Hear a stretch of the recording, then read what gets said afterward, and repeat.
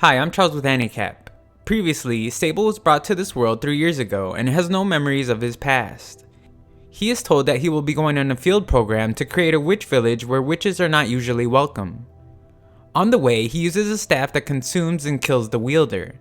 However, he manages to survive because it is revealed that he has unlimited supply of magic power. At the village, it is revealed that the one that will be overseeing the program is the mysterious witch from his past. The story continues as we see Kudo wake up after exhausting himself by trying to heal a large group of people. He has missed out on Lily's cooking and wonders if the chef, who is actually the mercenary, had been killed. Holt says she accidentally hurt him with a spell, but the lizard assumes she tried to kill him. Their argument is interrupted when Lo arrives, pointing out how they all had messed up and what they plan to do about it. They promise to be more careful with their magic from now on, and Sable vows to leave the house more often. He promised to play with Leos in the forest, and Lo tells him to collect medicinal herbs as well, so his trip can double as a herbology lesson. At Lo's request, the three head off to see the Mud Black Witch, and she tells him about how most of her collection of books is kept at the Forbidden Library in the north. Its location is hidden since it's where they keep the books the church has forbidden. They get excited to go one day, but Sable changes his mind when Kudo reveals how dangerous it actually is, as evil things called remnants of disaster roam the area. Holt says they shouldn't worry so much as Sable can supply Kudo with unlimited magic to heal them over and over, making them unstoppable. Kudo reminds her that she is a mage that nearly kills her teammates, and he is one that passes out mid-heal. Zero then reveals that Holt will not be able to leave until she has learned to cancel spells, and she begins to apologize profusely for hurting the mercenary. Sable finds an interesting book, and later we see that Holt has progressed nicely with controlling her magic.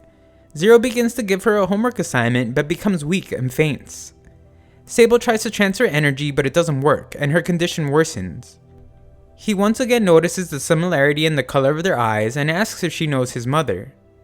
She doesn't, but reveals she is familiar with his father. She points to the book he had gotten to help with his search for medicinal herbs and explains how she had deciphered the writing but was still unable to uncover its secrets. He says his writing is similar and so it is easy to read. She reveals that it was written by his father, a sorcerer with unparalleled talent, and that perhaps Sable may be able to uncover its secrets. The mercenary arrives and Sable apologizes for not being able to supply her with magic even though it's his job. She has something to say about that, but the scene cuts away. We then watch as Sable looks for herbs with Leos. The boy is in admiration of Sable's knowledge on the various plants, and Sable explains that it'll be much easier for him to do it once he learns to read. Sable then remembers the rest of his conversation with Zero. She asks if his goal is to simply be a magic supplier or an actual mage. The point of the trio opening shops was to improve as mages, and if he does not want to become a mage, he no longer has anything to learn there. They stumble upon the corpse of an animal and make note that wolves may be nearby. After finding the plants they had been looking for, Leos wants to make plans for tomorrow, but Sable must decline as he has to practice magic. He does, however, invite him along, which Leos is delighted about. Just then, Sable gets an odd feeling and a strange object appears to attack them, transforming into a corpse afterwards. Leos is badly hurt and can only think about how he is once again causing problems. Sable has never successfully cast healing magic, so he carries him to the village. However, he is slow as he had been injured as well, and the boy cries in pain as he loses consciousness. Sable laments how he had not practiced his spells, just as Lo sends a message for him to continue running as the Mud Black Witch is on her way, and there is still time. Help arrives just in time and Lo offers up her blood to help the boy. Later in the clinic, Lo is treated after collapsing from blood loss, and Zero for magic depletion after overexerting themselves. Sable can't help but feel bad for endangering Leos, but we see that the boy has run outside to brag about his adventure. Back in the clinic, Lo reveals that the thing that attacked them was most likely a remnant of disaster that she had read about. It disguises itself and launches barbs that suck blood, eventually sprouting limbs to climb a tree and await more prey. They are a plaything demons created to torment and kill humans. They are only found in the north, and the army prevents them from venturing south, which means someone set it loose there. The mercenary meets with Hold'em outside, and the two go see the priest. Hold'em explains to them that someone is capturing remnants of disaster and selling them. The priest goes to investigate and takes Lily, as tracking is her specialty. The mercenary plans to warn nearby villages, but Hold'em says he shouldn't leave this village defenseless. The mercenary doesn't want advice from an outsider, and the two argue. Hold'em reveals that he is there for an inspection as he is very capable, and so the mercenary says that he should be the one to stay and watch over the weakened mages. However, Zero appears and demands that he let her go with. Everyone agrees, explaining they won't be able to stop her, and they all head out. Later, Hold'em introduces himself as the headmaster's very capable chief of security. Holt asks Mr. Super Capable Chief of Security Hold'em if she will get hurt again like the last time they were tested, but he says he is only there to inspect the village while temporarily protecting it. Their meeting ends and Hold'em goes to ask Lo if she will be able to handle the remnants of disaster. The one thing he admires about her is her skills, since his original master Serena depended on her so much. Lo remembers her as she was her friend that died protecting people and asked her to protect the village. This village is her dream, so Hold'em offers her the Grimoire of Zero if she can protect it. She leaves to speak with her students and Hold'em releases the witch hunter from his shackles. Outside, Sable explains that he has decided to become a stronger mage and asks his friends to teach him to cast. Holt has noticed that Sable sometimes supplies magic using his lips, and she wonders if he will ever do that with her, but he says no. They wonder for a moment how that would work if the genders were swapped, but Holt won't let it happen to her precious Sabina. Hold'em would like to be escorted to a place he can rest, but rejects Holt's offer as being alone with the young maiden will cause the village's population to increase, which just makes him look like a creep. Laos' father would then ask that Sable stay away from his son, but Sable asks if he can take him out again once he becomes stronger. The father plans to teach Laos more about safety by then and agrees. After he leaves, the witch hunter appears and captures Sable. He would then wake up as he hears a woman's voice explain how yet another person he loves is gonna die because of him. He has a memory of his mother warning him to stay away from a witch with eyes like his, as she will take everything away from him. His mother is severely injured and the attacker threatens to kill her if Sable doesn't reveal himself. He comes out, but the woman kills her anyway and begins to take his power. However, that backfires as the immense power overwhelms her. He snaps out of it and the tyrant explains that he is being abducted, but becomes worried as he can hear someone in the distance. Kudo and Halt arrive to rescue their friend. In the forest, a very motivated Lo uses Ludens to collect the remnants of disaster when she finds an injured man.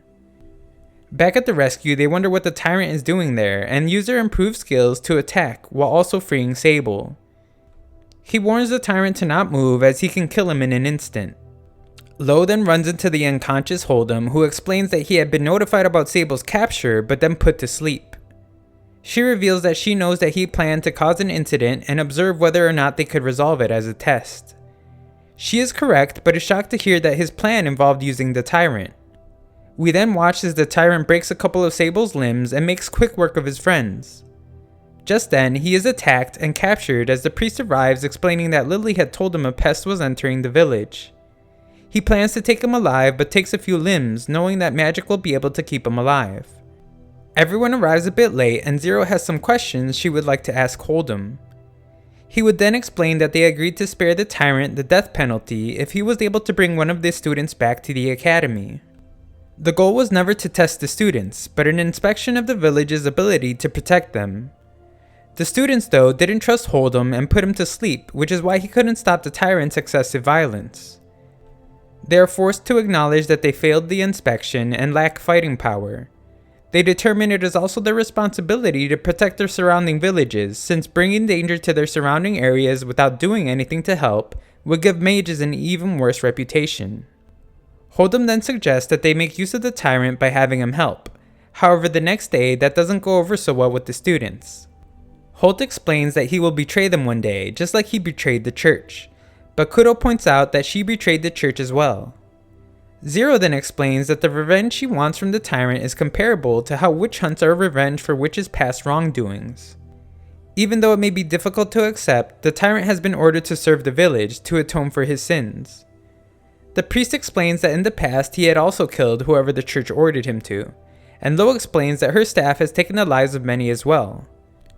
Hope begins to understand how people can change, and Kudo explains that if the tyrant tries anything, they can just execute him.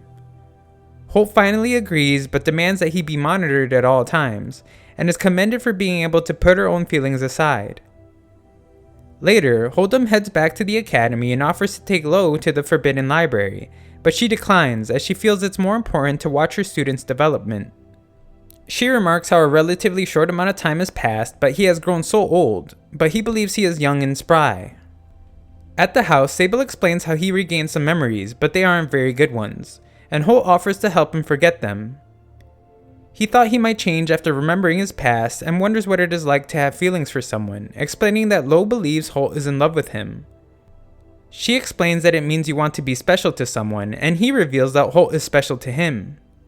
He wonders if that is what love is, but she says she doesn't think so. She then asks who he thinks about when he thinks he might die, and he thinks he might like Professor Lo. She is glad to help, and he offers her some magic supply in return, but remembers how he had overwhelmed the woman in his memory and leaves. Elsewhere, Lo decides to pretend like she didn't hear Sable confess his feelings, but Holt arrives to tell her anyway, only to be scolded.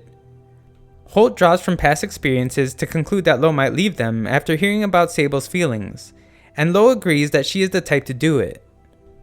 Holt begs her to stay, and Lo explains that she will, since she has yet to get tired of watching the three of them. We then see that Sable has told Zero about regaining his memory, and she is surprised to see how calm he is, considering that sometimes unpleasant memories can become a poison that eats away at you from the inside. He tells of how his mother had warned him of someone with similar eyes, and Zero explains that her and her brother had inherited them from their father. She then reveals that her brother is actually his father, 13. They were each other's only siblings, and he would do anything for her, even if it meant destroying the world. This includes Sable's magic as well, since 13 had plotted for it all to be offered up to her. However, once Sable's mother learned about his plan, she ran off with him. He wants to know more about his father, and she explains that he was a rational person, almost to a fault. In order to obtain a world for witches, 13 sacrificed countless lives. Sable then explains how he had feared killing Holt earlier, but wants to continue supplying magic. So he would like to be able to practice on Zero, since she won't die even if he messes up. They begin, but Sable is distracted as they hear Kudo scream, but Zero says he can't stop an incantation every time a comrade screams in combat, and must concentrate. He acknowledges that, deciding to just become stronger, and she has a feeling that he may become even stronger than her one day. We then see that Kudo has been injured, and the tyrant has pinned down the man Lo saved earlier. The man attempts to attack Lo, and she introduces him to Ludens. Afterwards, the village's teacher Miss Hearthful arrives after hearing the commotion, and Lo wonders if her old friend is thinking of fleeing the village. Hearthful explains that the church's extremists attacking a witch village is to be expected, and everyone that has come there was prepared for it.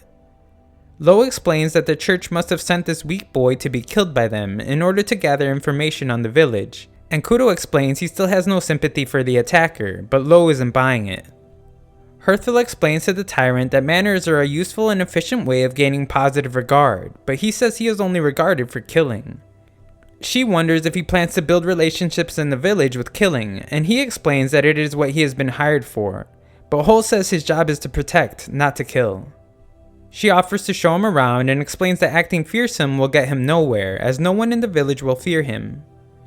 Lo interferes as he begins to test that theory, but Hearthful proves her point, and Lo warns that he not play games like that again.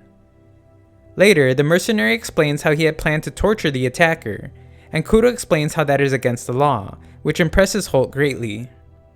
The priest arrives to reveal that the boy has been awake the entire time, and halts his attack. The priest says the boy has no awareness of the situation he's in, and wonders if his head is just for show. He then considers cutting it off and replacing it with the head of one of the monsters in the room. They darken the room so that the priest can remove his blindfold. He explains that he will ask a series of questions and will know if he is lying. The boy avoids answering any questions, but the priest is able to observe his facial expressions to read unconsciously expressed emotion. Later, he reveals that they weren't able to extract much information, but Lo has a feeling that someone pretty high up the church is involved, and that they have already made their first move in secret. Holt stops by the school to find that the tyrant is teaching the children how to make traps. They decide to go to the river, but Holt has a bad feeling when she remembers how the tyrant had rampaged her village. Hearthful notices her concern for them being alone with him and requests she escort them. The tyrant questions if it's okay to bring a killer along, and Leos asks if he intends to kill them all. The tyrant says he doesn't plan on it, as he is surprised by the question, and Herfla reminds him that if there isn't sufficient reason to be fearful, the villagers won't be scared of anything. Kudo then receives a message explaining that the boy's transfer is being postponed, but Kudo wakes him and commands that he come with him. Thanks for watching. The links to part 1, 2, and 4 will be in a pinned comment below.